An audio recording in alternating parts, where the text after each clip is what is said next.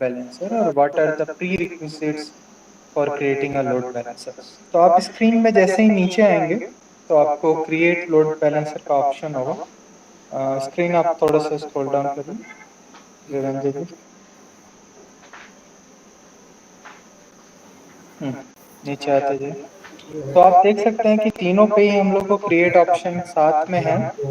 हम लोग सबसे पहले एप्लीकेशन लोड बैलेंसर के साथ जाएंगे तो आप एप्लीकेशन लोड बैलेंसर के नीचे जो क्रिएट है उस पर क्लिक करिए, फर्स्ट वाला जो है आपका। ठीक है, मैं दे दे। ठीक है। आप जो पहला एप्लीकेशन लोड बैलेंसर वाला क्रिएट है आप उस पर क्लिक हाँ, करिए। ये वाला जो है लोड बैलेंसर, उसको मैं क्लिक करता हूँ। जी तो सबसे पहले जो चीज़ आती है हम लोगों को किसी भी सर्विस की तरह इसमें एक नेम प्रोवाइड करना रहेगा। तो लोड बैलेंसर का नेम इम्पैक्ट नहीं करता है कि आप क्या वर्क कर रहे हैं क्या नहीं। नेमिंग कन्वेंशन जो हम लोग फॉलो करते हैं वो इस चीज़ पे डिपेंड करता है कि आपका लोड बैलेंसर एक्सटर्नल है या इंटरनल है। और अगेन एक्सटर्नल और इंटरनल डिफाइन होता है कि वो इंटरनेट फेसिंग है या इंटरनल फेसिंग है। तो अगर हम लोग जो स्कीम है उसमें चूज करेंगे कि किस टाइप का नेट एप्लीकेशन लोड बैलेंसर हम लोग क्रिएट कर रहे हैं उस हिसाब से नेमिंग कन्वेंशन आप दे सकते हैं। तो हम लोग अपने केस में अगर मान लेते हैं इंटरनल चूज करते हैं तो एप्लीकेशन लोड बैलेंसर का नेम जो है आप कुछ भी दे सकते हैं, डेमो इंटरनल करके या डेमो INT करके, तो आप वैसा कोई भी नाम दे सकते हैं। सेकंड चीज नेमिंग कन्वेंशन में कोशिश करिए कि उसको स्मॉल कैप्स में रखने का, क्योंकि ये जो नेम होता है वो आपका जो DNS नेम क्रिएट होता है उसमें जाता है। तो कहीं ना कहीं अगर वो आप कैपिटल में दिए तो कभी कभी राउट 53 या डोमेन मैपिंग के टाइम पे वो वर्क नहीं करता है। So it's fine. सो नीचे स्कीम है जैसा आपको बताया था कि आप अगर एक्सटर्नल लोड बैलेंसर बना रहे हैं which will be expose to internet then we will be choosing internet facing. If not, request will be coming from the private uh, connection kind of thing। तो आप जो है उसको इंटरनल फेसिंग बनाएंगे। तो यहाँ पे हम लोग पहले इंटरनल फेसिंग बनाते हैं। Anyway we are not going ahead with whole setup.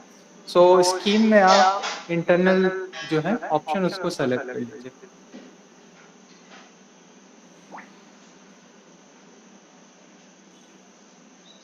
Scheme जो है इंटरनल सेकंड या now load balancer IP address. तो जैसा आपको बताया कि लोड बैलेंसर जो है आपका स्पेशली एप्लीकेशन लोड बैलेंसर वो IPv4 एंड IPv6 दोनों पे वर्क करता है और दोनों के लिए कंपैटिबल है। डिपेंड करता है कि आपकी यूजेबिलिटी में वो आ रहा है या नहीं। इट मीन्स अगर आपने जो VPC क्रिएट किया हुआ है उसमें IPv6 का यूज नहीं किया है, इट मीन्स आपने अपने VPC में IPv6 डिफाइन नहीं किए हुए हैं, तो आप सिर्फ IPv4 वाला ऑप्शन जो है वो सेलेक्ट करिएगा।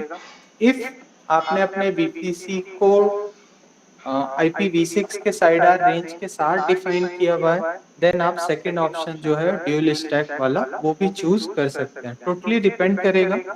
और जब हम लोग इंटरनल बैकएंड सर्वर पे डिग कमांड करके अगर DNS नेम पे चेक करेंगे कि वो किस IP पे रन हो रहा है, तो हम लोग एप्लीकेशन सर्वर के केस में अगर सिर्फ IPv4 सेलेक्ट किए हैं तो हम लोग को 2 IP मिलेंगे जो कि IPv4 टाइप के होंगे जो नॉर्मल IPs होते हैं आपके।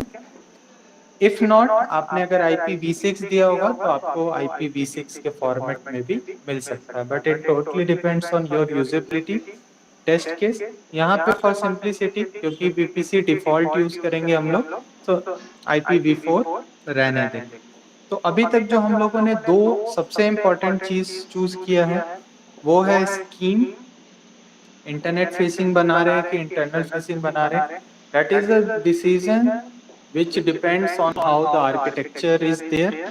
अगर आपकी रिक्वायरमेंट एक्सटर्नल लोड बैलेंसर की है then there would be definitely आप एक्सटर्नल लोड बैलेंसर बनाएंगे तो इंटरनेट फेसिंग रखेंगे, नहीं तो इंटरनल रखेंगे उसको। लोड बैलेंसर आईपी एड्रेस जो है आप उसको IPv4 रखेंगे। नेक्स्ट जो है अब हम लोग यहाँ पर VPC या नेटवर्किंग कॉन्फ़िगरेशन जो है उस पार्ट पे आ जाते हैं।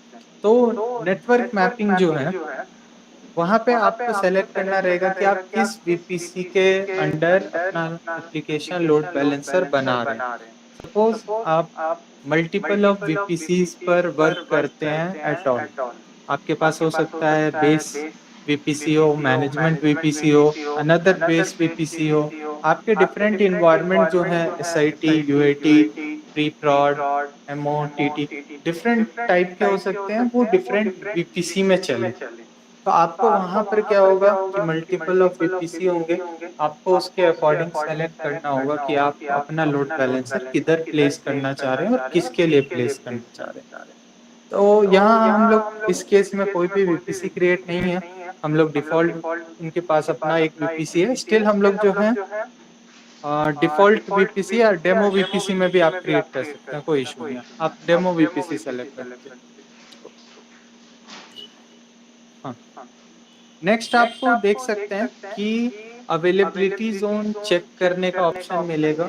इट इज़ एडवाइसेबल कि आप दोनों अवेलेबिलिटी जोन सेलेक्ट करें सो डैट कि आपका जो एप्लीकेशन लोड बैलेंसर है वो हाई अवेलेबिलिटी और रेजिलियंसी शो करेगा। तो दोनों जो अवेलेबिलिटी चेक पॉइंट है आप उनको चेक कर दीजिए, जो US ईस्ट 1A और US ईस्ट 1B है।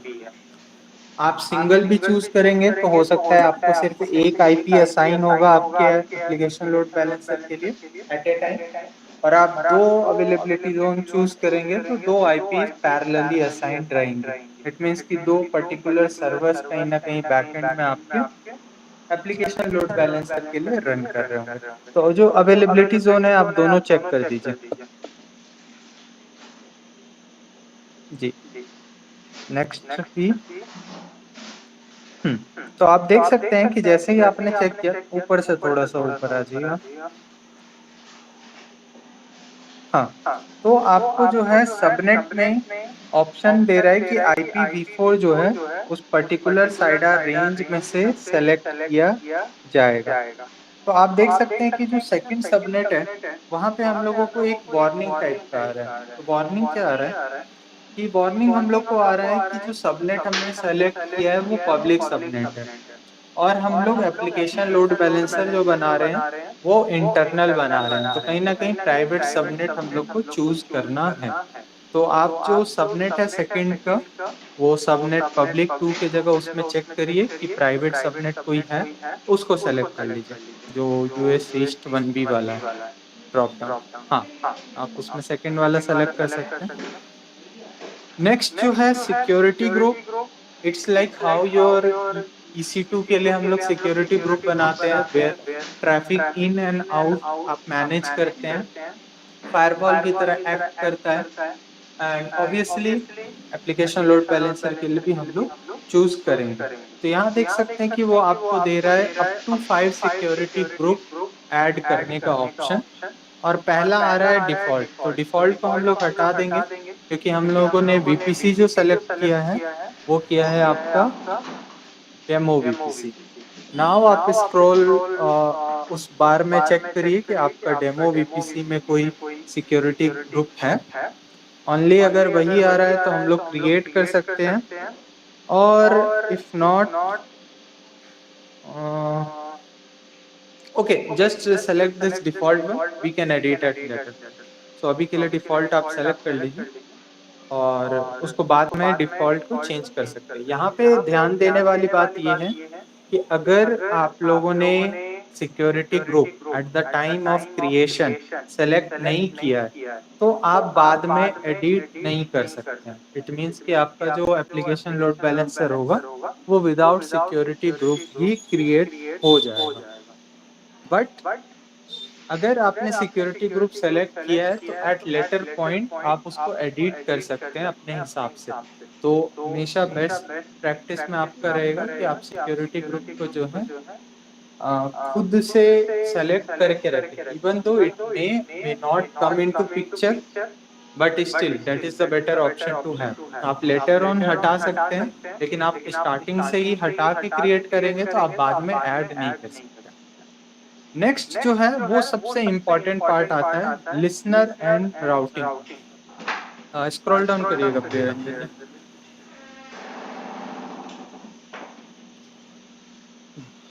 जी। जी, तो यहाँ पे जैसे है लिसनर्स एंड राउटिंग, जैसा कल मैं आपको बता रहा था कि जो लोड बैलेंसर है उसके पीछे जो भी चीज आप लगा रहे हैं, आईपी, इंस्टेंस, आपके लैम्डा फंक्शंस और any other application type of thing, तो कहीं ना कहीं वो एक टारगेट ग्रुप कंसिडर किया जाता है। इट मीन्स कि आपका नेटवर्क लोड बैलेंसर जो है या एप्लीकेशन लोड बैलेंसर है वो लोड किधर भेजेगा, तो somewhere it should have a kind of target. तो यहाँ पर क्या होगा कि आपको प्रोटोकॉल प्लस पोर्ट प्लस कौन सा इंस्टेंस होगा वो डिफाइन करना होगा।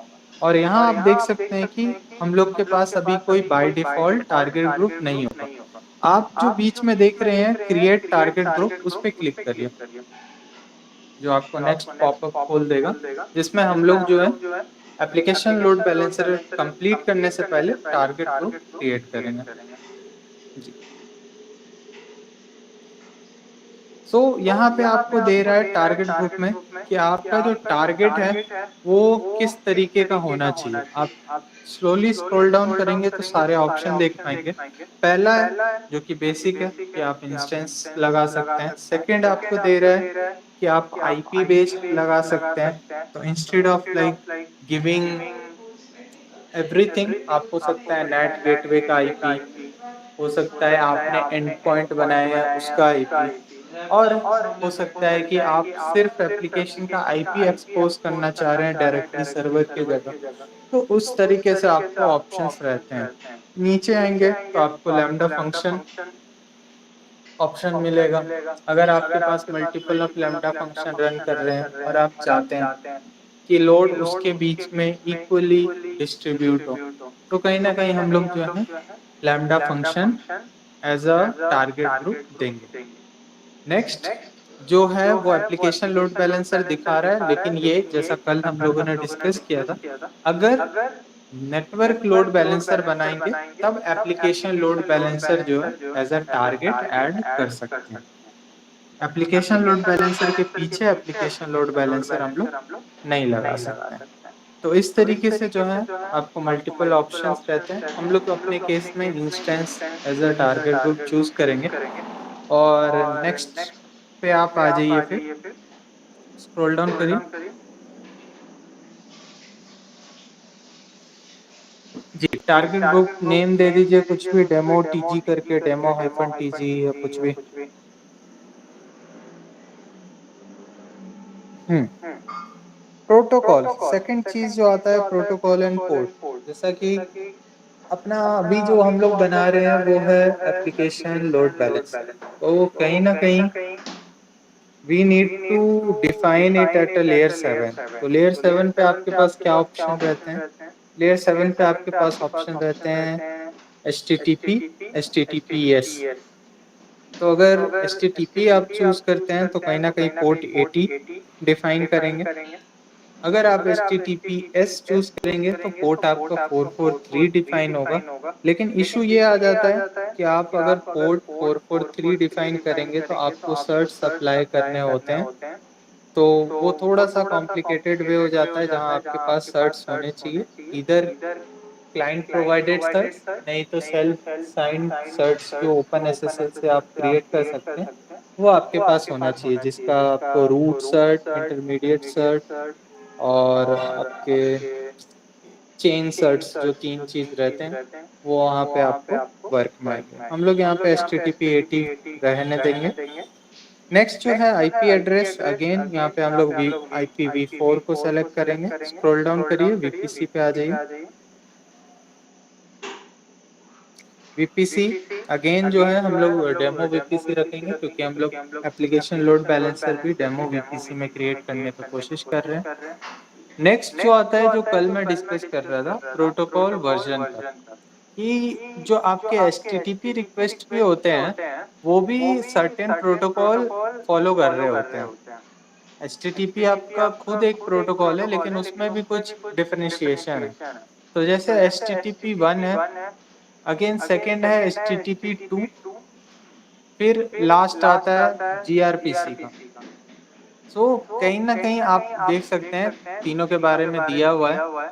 तो अगर आप HTTP 1 यूज करते हैं तो आपके पास रिक्वेस्ट जो 1.1 और 2 दोनों टाइप का आता है, वो आप चूज कर सकते हैं। HTTP 2 सेलेक्ट करेंगे तो कहीं ना कहीं HTTP 2 और gRPC जो रिक्वेस्ट टाइप होंगे वो आ सकते हैं। अगेन सारे प्रोटोकॉल के डिफरेंट वर्जन है, डिफरेंशिएशन क्या है डिटेल में वो आप चेक कर सकते हैं खुद से।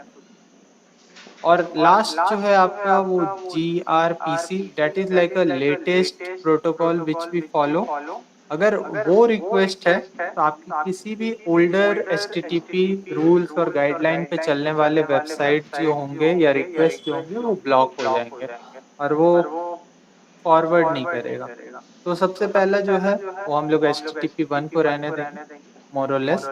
नेक्स्ट जो आ जाता है कि जैसा कल भी हम लोग डिस्कस कर रहे थे कि लोड बैलेंसर ना सिर्फ लोड को डिस्ट्रीब्यूट करता है, कहीं ना कहीं हम लोग के पास ये चेक करने का भी ऑप्शन होता है कि वेदर आर वेब सर्वर और application server are working fine और नॉट। सो कहीं ना कहीं ट्रबल शूट में it will help to let us know कि क्या इशू है, क्या इशू नहीं है। सो आप देख सकते हैं कि हेल्थ चेक जो कि आपको दिया हुआ है, तो आप थोड़ा सा स्क्रॉल डाउन करेंगे तो वहां पे सबसे पहला चीज है कि आपको हेल्थ चेक प्रोटोकॉल, अगेन हम लोग यहाँ HTTP के लिए देख रहे हैं तो HTTP और HTTPS होगा तो आपका HTTPS उस हिसाब से होगा। Health check path, that is the particular thing. जब आप किसी भी वेबसाइट को हिट करते हैं या URL को हिट करते हैं, what is the difference we get if you are just hitting a URL www.google.com slash। So कहीं ना कहीं आपको वो जो बेस होम पेज है वो खुलना चाहिए सही से। So at that point it is checking what is the difference when we have like slash or slash something।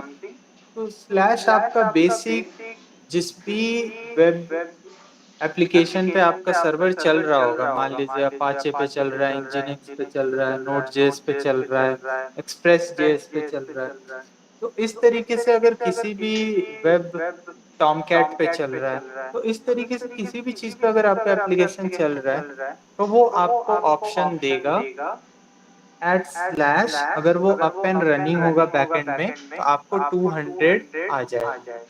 अगर आपका एप्लीकेशन कुछ ऐसा है कि स्लैश फिर आपका कुछ अपना एक पाथ है जिस पे आप चेक करना चाहते हैं तो वो पाथ आप डिफाइन करेंगे।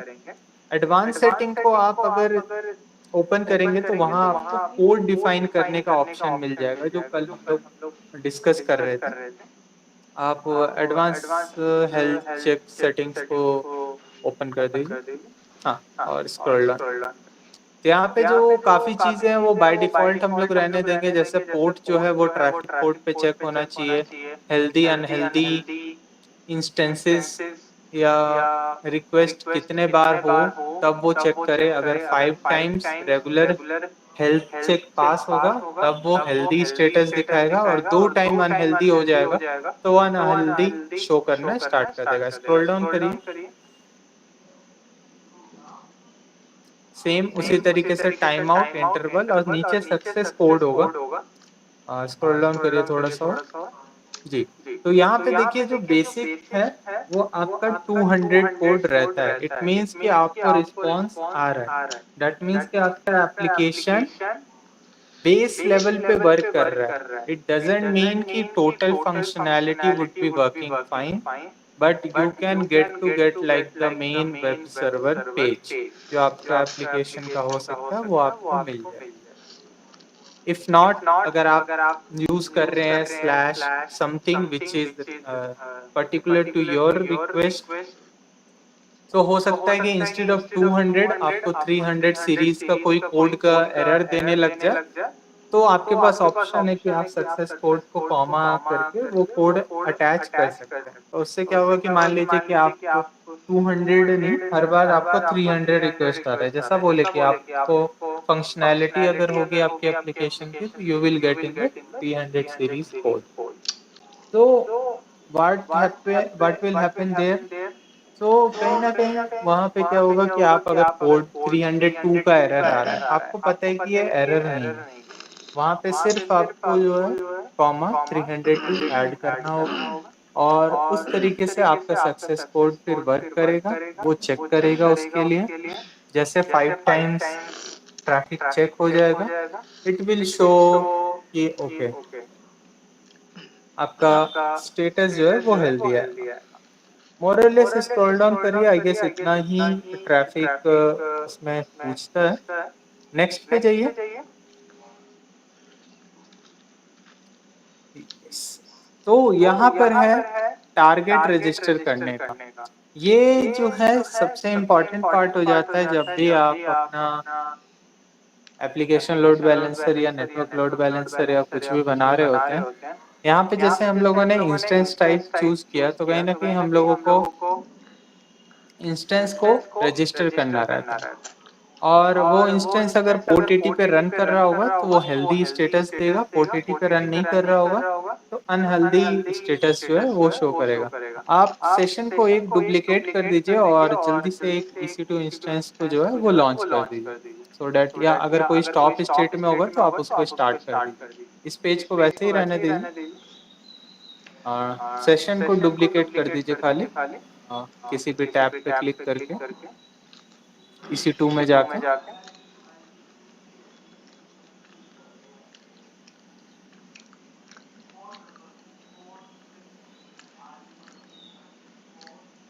यहाँ से नहीं, आप ऊपर में जो सर्च बार है वहां से EC2 लिखकर EC2 कंसोल जो है एक और डुप्लीकेट सेशन में खोल दीजिए। इस सेशन को मैं नहीं, दूसरे सेशन।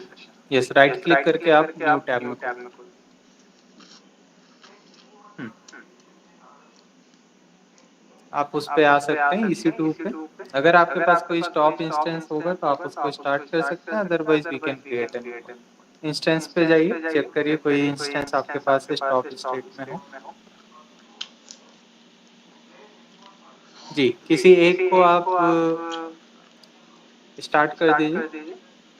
जी, इंस्टेंस से स्टेट ऊपर में जो है इंस्टेंस से स्टेट एक्शंस के बगल, या स्टार्ट। हम लोग इसको स्टार्ट होने देते हैं, जैसे ही वो रनिंग स्टेट में आ जाएगा हम लोग टारगेट ग्रुप में उसको रजिस्टर कर देंगे।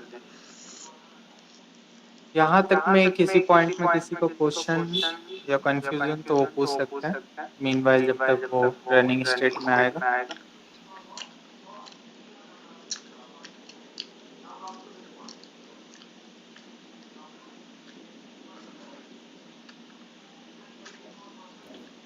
सर एक बार थोड़ा समराइज कर दीजिए, may be because I was in busy in other issue.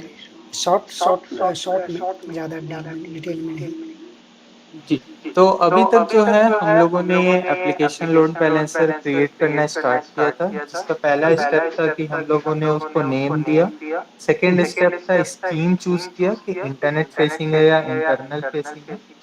उसके बाद जो है हम लोगों ने वहाँ पर डिफाइन किया कि किस VPC में वो होगा। सेकेंड, फिर हम लोगों ने डिफाइन किया कि कौन से अवेलेबिलिटी जोन में वो होना चाहिए। नेक्स्ट, सिक्योरिटी ग्रुप लगा हुआ होना चाहिए। उसके बाद जो था नेक्स्ट स्टेप था टारगेट या लिसनर ऐड करने का। तो उसके लिए हम लोगों ने टारगेट ग्रुप जो है वो क्रिएट करना स्टार्ट किया। उसमें सेलेक्ट किया कि हम लोग किस टाइप का टारगेट रख रहे हैं। तो हम लोग के केस में ये है इंस्टेंस टाइप, तो हम लोगों ने चूज किया इंस्टेंस टाइप को। सेकेंड, किस प्रोटोकॉल पे वर्क कर रहे हैं, अगेन HTTP पोर्ट80 यूज कर रहे हैं हम लोग। उसमें फिर 3 टाइप के रहते हैं, उसमें फिर HTTP 1 को हम लोगों ने सेलेक्ट किया और अभी जो है उतना सेलेक्ट करने के बाद हेल्थ चेक्स जो थे वो बाय डिफ़ॉल्ट अभी छोड़ दिए हैं, लेकिन वहाँ शो किया कि किस तरीके से हम लोग कर सकते हैं।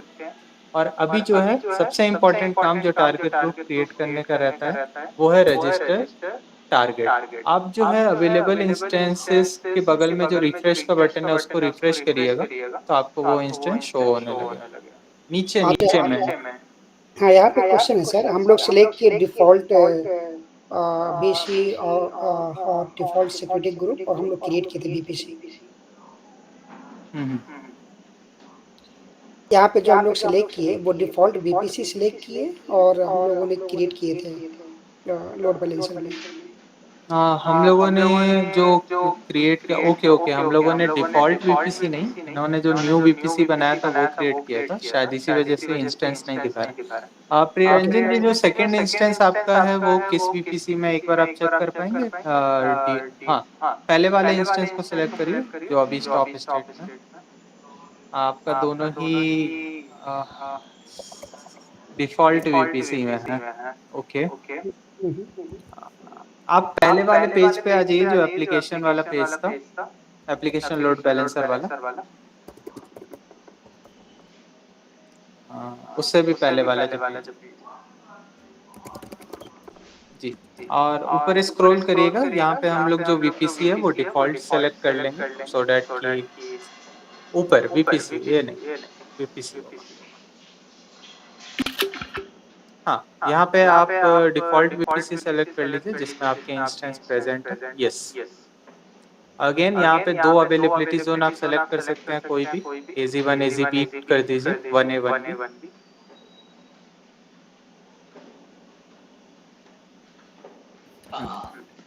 और 1B कर दीजिए। दोनों में प्राइवेट सबनेट जो होंगे उसको सेलेक्ट कर दीजिए instead of public subnet. Scroll down जो बार है उसमें चेक करिएगा। ओके सिर्फ प्राइवेट सबनेट नहीं है वहाँ पे, अगेन कोई इशू नहीं है। स्कीम जो है आप उसको इंटरनेट फेसिंग कर दीजिए instead of internet. Okay okay next page पे आ जाइए, आई गेस वहाँ पे भी हम लोगों को वो चेंज करना होगा। सेकंड पेज जो है हाँ वहाँ पे आप बैक हो जाइए वन पेज, आप नीचे आएंगे तो बैक होने का ऑप्शन होगा, पेज के सबसे नीचे आ जाइए। हाँ प्रीवियस पे चले जाइए। हाँ स्क्रॉल डाउन स्क्रॉल डाउन। हाँ वीपीसी जो है आप डिफ़ॉल्ट सेलेक्ट कर लीजिए ऊपर में जो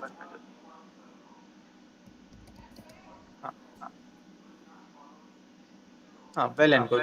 नाउ नेक्स्ट पेज पे आ जाइए तो आपको इंस्टेंस जो है शो करना चाहिए। Next page in the sense next करके, सॉरी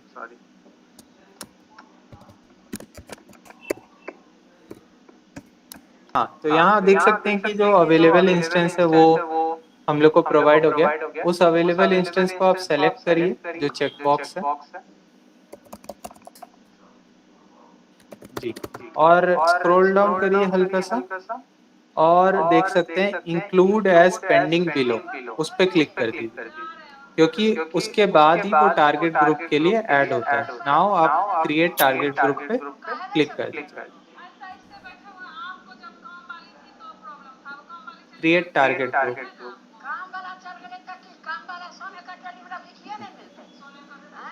सो जैसे ही टारगेट ग्रुप जो है वो हम लोग का बन चुका है और अभी वो बन रहा है। आप अब एप्लीकेशन लोड बैलेंसर वाले पेज पे आ जाइए और वहाँ पे जो लिसनर था उसको रिफ्रेश करेंगे तो आपको वहाँ पे टारगेट ग्रुप शो होगा। अब स्क्रॉल अप स्क्रॉल डाउन, थोड़ा सा स्क्रॉल डाउन करिए, आप नीचे आ जाइए। हाँ लिसनर है राउटिंग में आप देख सकते हैं डिफ़ॉल्ट एक्शन के बगल में जो रिफ्रेश का बटन है आप उसको रिफ्रेश करिए।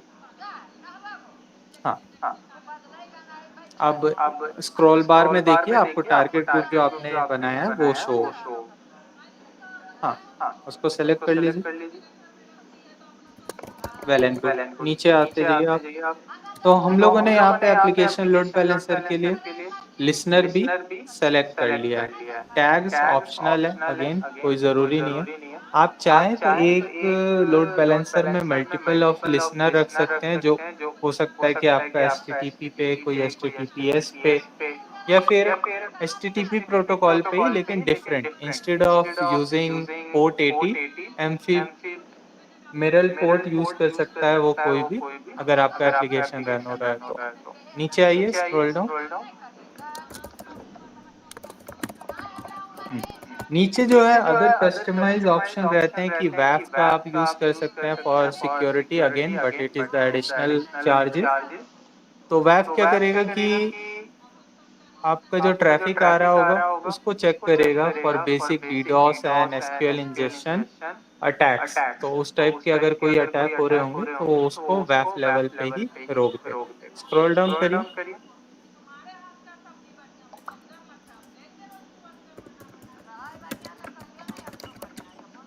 जी, स्क्रॉल डाउन। नीचे आते जाते हैं।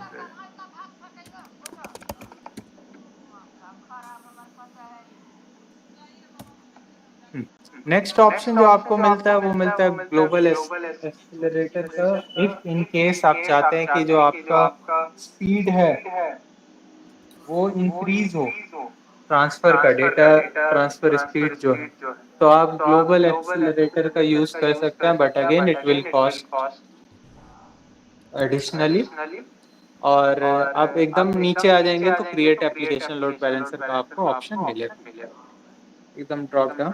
आप देख सकते हैं समरी में आपको शो होता है कि आप क्या क्या चूज किए हैं और क्या बना रहे हैं। नेक्स्ट आप नीचे आ जाइए, एकदम नीचे पेज पे। हाँ, और क्रिएट लोड बैलेंसर पे क्लिक करिए। तो आप देख सकते हैं कि क्या क्या चीज़ें बैकएंड में बन रही थी वो आपको शो होता है। तो आप देख सकते हैं कि सक्सेसफुली हम लोगों ने लोड बैलेंसर जो है वो सेटअप कर दिया है। अभी आप इस पेज को रिफ्रेश करेंगे, स्टेटस आप देख सकते हैं कि वो प्रोविजन कर रहा है, कुछ देर में वो अवेलेबल स्टेट में आपको आ जाएगा। और आप अगर टारगेट ग्रुप वाले पेज पे जाके वो पेज को रिफ्रेश करेंगे तो आपको वहाँ पर टारगेट ग्रुप भी लोड बैलेंसर के साथ एसोसिएटेड दिखेगा। आप सेकंड पेज पे आ जाइए, जो मिडल वाला पेज है आपका। हाँ, और रिफ्रेश करिए इस पेज को पूरा।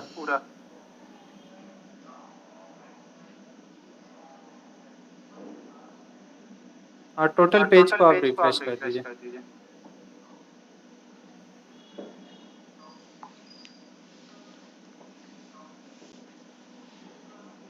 तो आप देख सकते हैं कि यहाँ पे जो लोड बैलेंसर है वो आपको दिख रहा है डेमो इंटरनल के साथ अटैच हुआ हुआ।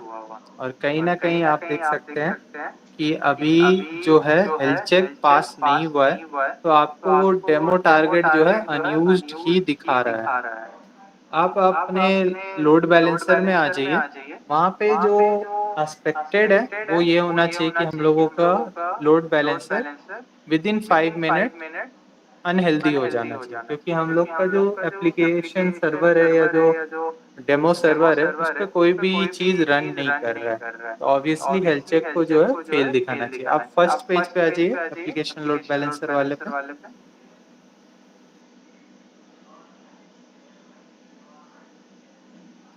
प्रियरंजन जी फर्स्ट पेज पे आ जाइएगा, एप्लीकेशन लोड बैलेंसर वाले पेज पे।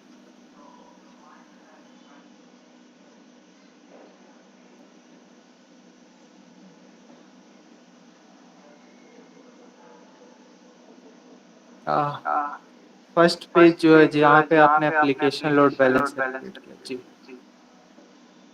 हाँ, नीचे आ जाइए, रिफ्रेश करिए। स्टेटस जो है वो अवेलेबल में हुआ कि नहीं वो चेक करेंगे आप।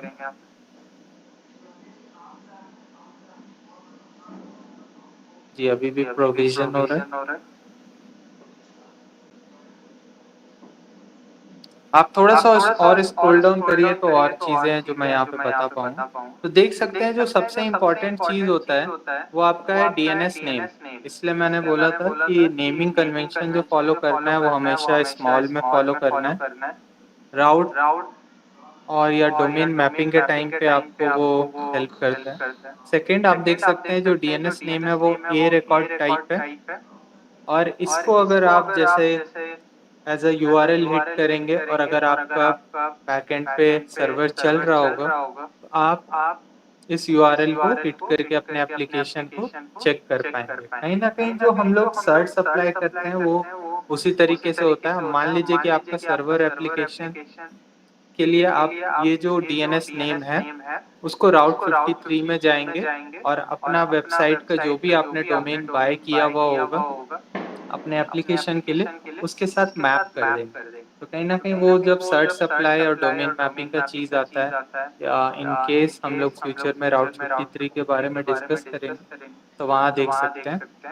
नीचे आप देख सकते हैं कि लिसनर एंड रूल्स में हम लोगों के पास जो है HTTP 80 में टारगेट ग्रुप जो है वो डेमो TG करके है। देख सकते हैं टारगेट ग्रुप स्टिकीनेस ऑफ है बाय डिफॉल्ट। कल जैसा डिस्कस किया था, अगर आप स्टिकी सेशन ऑन रखते हैं तो एक पर्टिकुलर सर्वर पर जो है आपका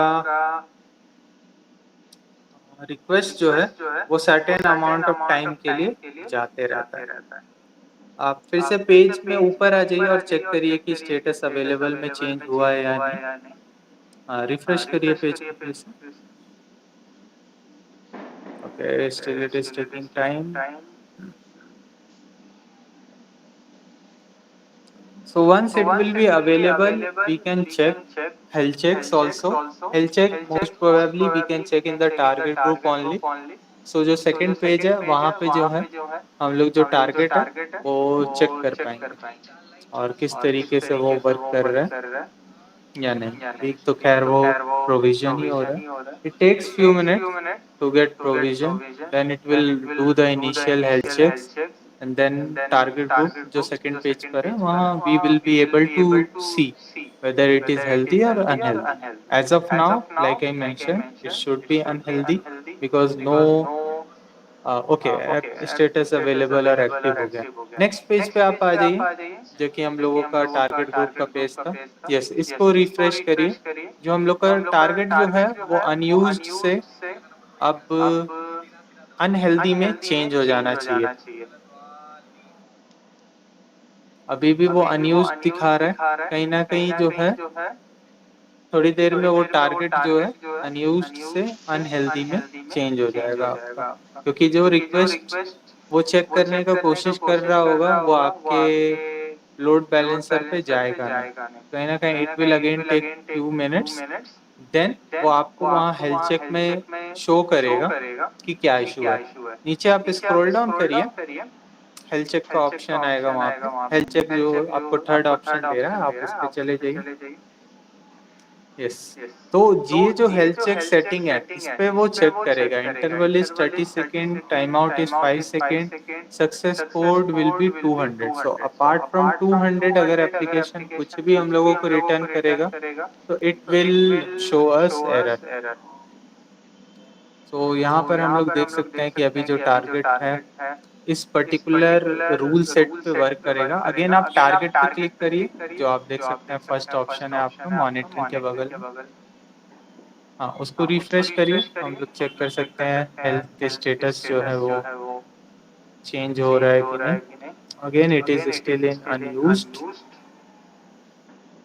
ओके, आपने एप्लीकेशन जो है वो यूएस ईस्ट 1D में बनाया हुआ है और एप्लीकेशन लोड बैलेंसर तो maybe it will not show here, unused ही चेक दिखाएगा।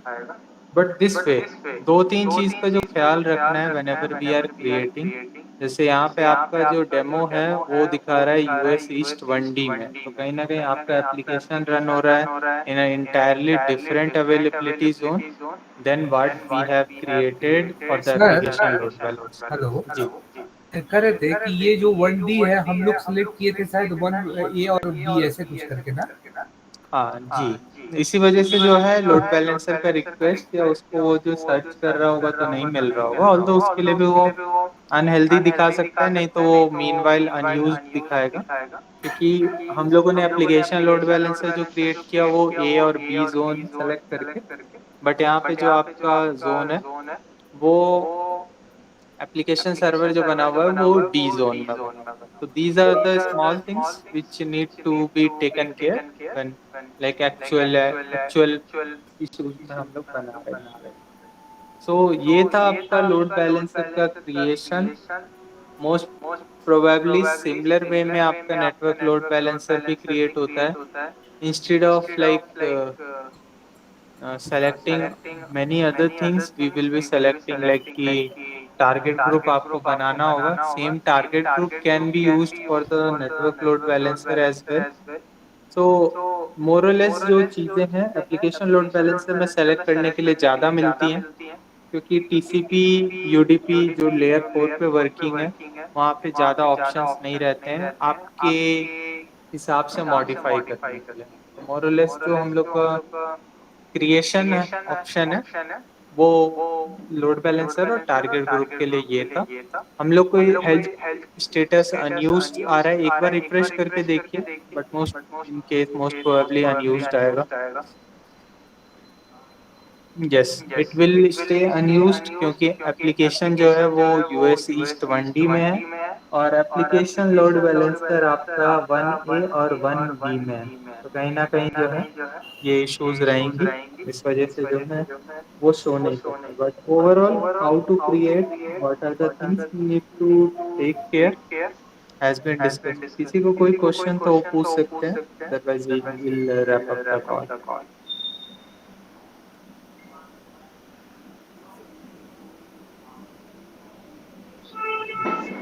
किसी को कोई भी question, creation of target group, creation of load balancer, आप उसमें पूछ सकते हैं। ये हेल्थ स्टेटस अनयूज्ड इसलिए आ रहा है क्योंकि जो जोन है इंस्टेंस का वो डी है। एप्लीकेशन लोड बैलेंसर हम लोगों ने ये सोच के बनाया कि 1A 1B में वो एप्लीकेशन होगा। तो अगेन ये ट्रबल शूट का पॉइंट हो जाएगा। तो अगर कोई भी है जो हैंड्स ऑन कर रहे होंगे या चेक करेंगे तो सेम अवेलेबिलिटी जोन को सेलेक्ट करते हुए, सेम टारगेट ग्रुप सेलेक्ट करते हुए और सेम सिक्योरिटी ग्रुप सेलेक्ट करते हुए अगर आप बनाएंगे तो ऑब्वियसली वो फेल या अनहेल्दी या हेल्दी आपको शो करेगा as per the service running on that. किसी को कोई क्वेश्चन यहाँ तक में? If not we can wrap up. Priyaranjan ji आपको कोई क्वेश्चन? नहीं सर। ओके,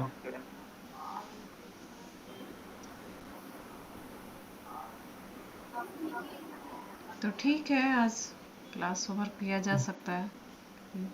रिकॉर्डिंग शेयर कीजिएगा दीदी, क्योंकि मैं थोड़ा इसमें बिजी था तो मैं रिकॉर्डिंग को गो थ्रू करूँगा।